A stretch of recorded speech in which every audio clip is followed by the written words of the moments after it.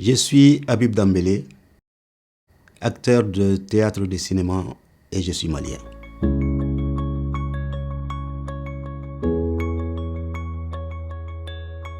Mon premier grand rôle a été le rôle de griot dans Gimba le tyran de Cheikh Omar Sissoko. Après l'école fondamentale, j'ai eu la chance de passer par une école de formation d'art à Bamako qui s'appelle l'Institut national des arts de Bamako. Après cette formation-là, j'ai eu aussi la chance d'intégrer le groupe dramatique national du Mali.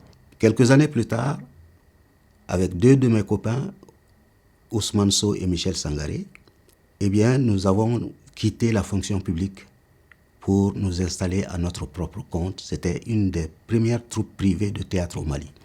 Et c'est à partir de là que ma carrière a commencé dans le théâtre. On pouvait créer ce qu'on voulait, on pouvait faire ce qu'on voulait. Et c'est petit à petit, j'ai commencé à écrire des textes que j'ai montés moi-même, qui ont été invités à des différents festivals à travers le monde, jusqu'à ce qu'un jour, mon chemin rencontre celui de Peter Brook, qui m'a engagé au Théâtre des Bouffes du Nord. Les histoires ne sont pas des contes de fées. Elles sont taillées dans la merde et le chagrin. Elles font perdre un peu plus de dignité rien que de les raconter.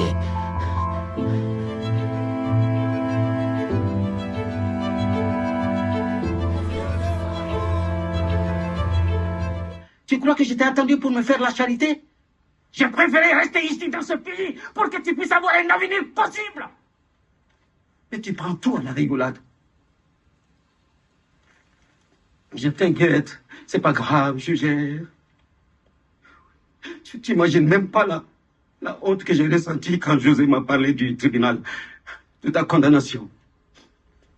Tout le monde était au courant, sauf moi.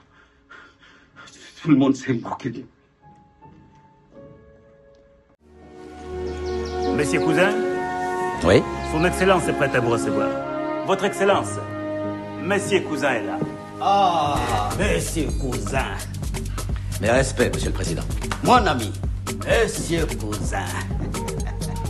Mes respects. Oh, Monsieur Cousin.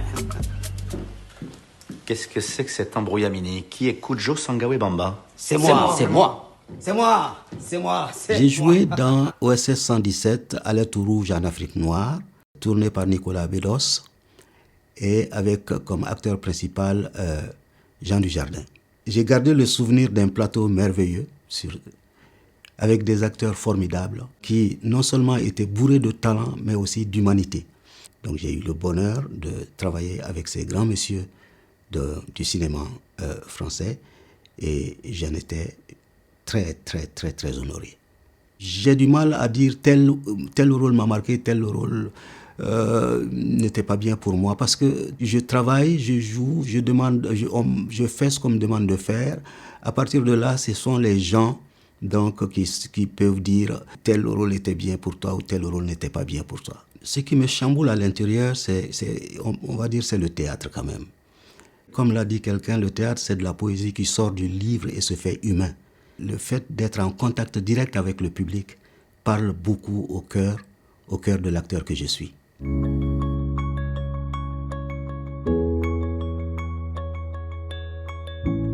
Nous avons créé le Mandinka Théâtre International avec Sotigui Kouyaté et Jean-Louis Sagodivourou. Notre intention était de former des comédiens maliens, de leur donner la chance d'aller jouer à l'international sans être obligés de s'expatrier. Et aussi qu'ils puissent vivre décemment du théâtre, de leur métier, simplement.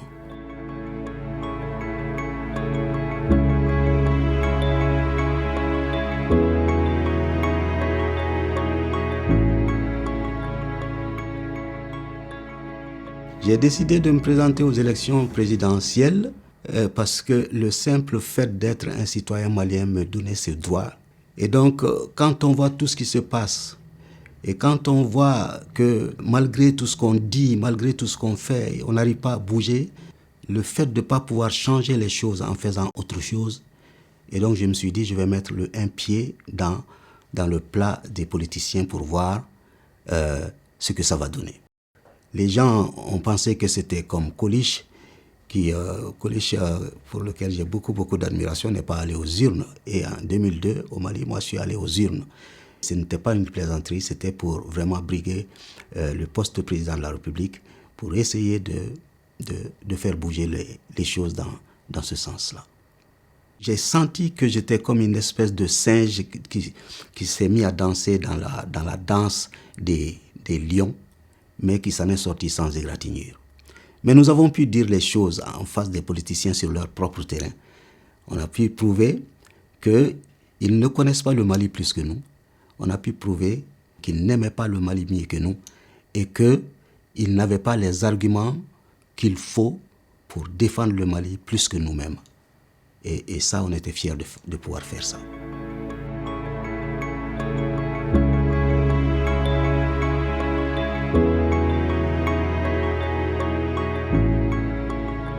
J'ai été parrain du Fiche Mali. C'était la première édition du festival de slam au Mali par un jeune qui s'appelle Aziz Kone, dit Aziz Sitenka.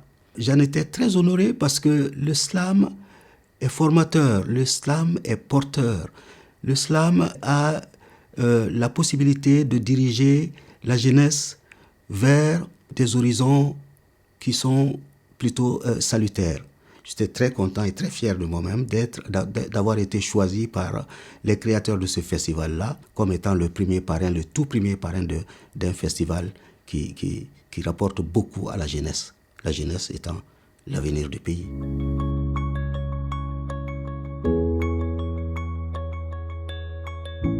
Mes inspirations sont... d'abord, il faut reconnaître que je suis né dans une famille de 300 personnes. Une famille de 300 personnes où on peut trouver toutes sortes de personnes, des gens bien, des gens mauvais, des gens intelligents, des gens non intelligents. Ça, on peut y puiser toutes sortes d'inspirations dans un tel milieu. Après, c'est vrai qu'il y a des gens comme Amadou Hampâté-Bâ qui sont extraordinaires. Amadou Hampâté-Bâ, un jour à l'UNESCO, lève sa main pour répondre à une question et quelqu'un qui lui dit « Mais monsieur Hampâté-Bâ, vous n'avez pas de licence, vous ne pouvez pas prétendre défendre ce sujet. » Hampâté-Bâ répond simplement « Mon enfant, nous n'avons pas de licence, mais nous avons le bon sens. » Ce sont les gens de bon sens qui ont créé la licence. Et le premier homme qui a parlé de licence n'avait pas de licence. Amadou Hampâté-Bâ m'inspire beaucoup.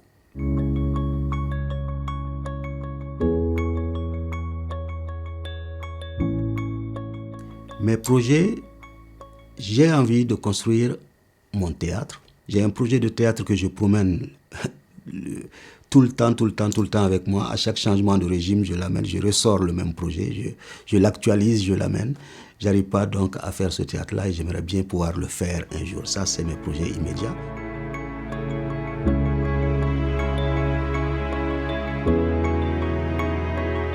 J'ai aussi un festival de théâtre que j'ai créé au Mali, qui consiste à faire écrire des pièces de théâtre par des jeunes Maliens eux-mêmes à l'intérieur du Mali, les faire monter par eux-mêmes et venir faire une compétition à Bamako, au cours de laquelle j'attribue les différents prix pour les encourager à le faire. Tout ce que je suis, je le dois au théâtre au Mali et je me dois de faire en sorte que le théâtre soit compris, que le théâtre soit porté par la jeunesse.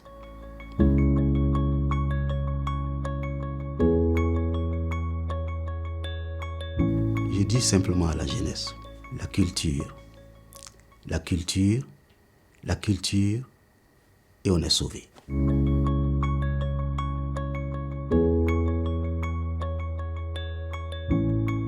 Tant que l'Afrique n'est pas unifiée, l'Afrique ne s'en sortira pas, c'est clair.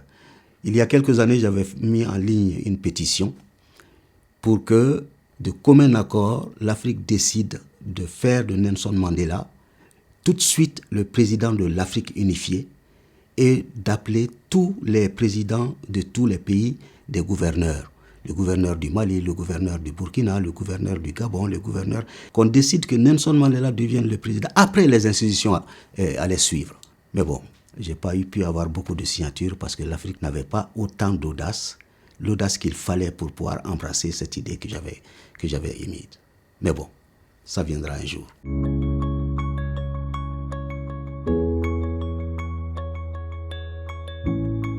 Eh bien, pour répondre à cette question, j'ai toujours une petite histoire à raconter.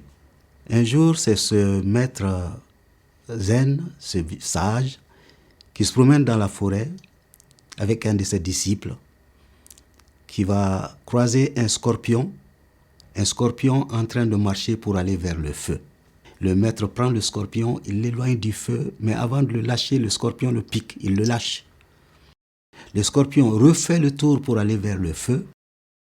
Il reprend le scorpion pour l'éloigner du feu, le scorpion le pique, il le lâche.